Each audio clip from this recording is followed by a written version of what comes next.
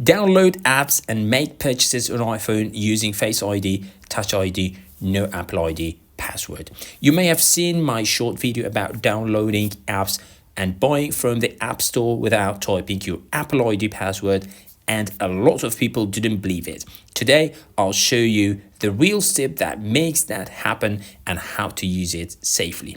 First, you need to open the settings and go to Face ID and Passcode or Touch ID and Passcode on Home button iPhones.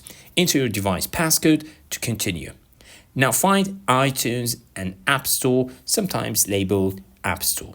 Make sure that toggle is on. Turning this on allows Face ID or Touch ID to approve App Store downloads and purchases without asking you to type your Apple ID password. For the purchases as well, you also need to toggle this one on for contactless and payments as well. Now let's test it.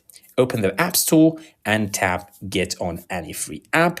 If you have Face ID, double tap the side button and let Face ID recognize you. The download starts without the Apple ID password.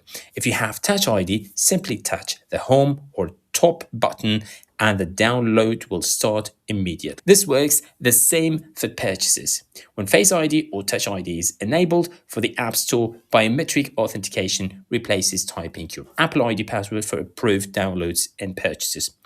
A few important notes: Face ID and Touch ID authenticate on the device. They are fast and secure for everyday use. If someone else can access your unlocked iPhone, they can also confirm downloads with your biometrics.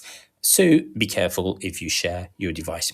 For kids or shared devices, keep paid purchases requiring the password or use screen time.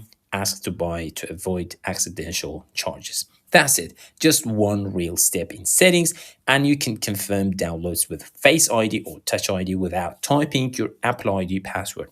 If this helped, like the video and subscribe for more iPhone tips. Thanks for watching. See you in the next one.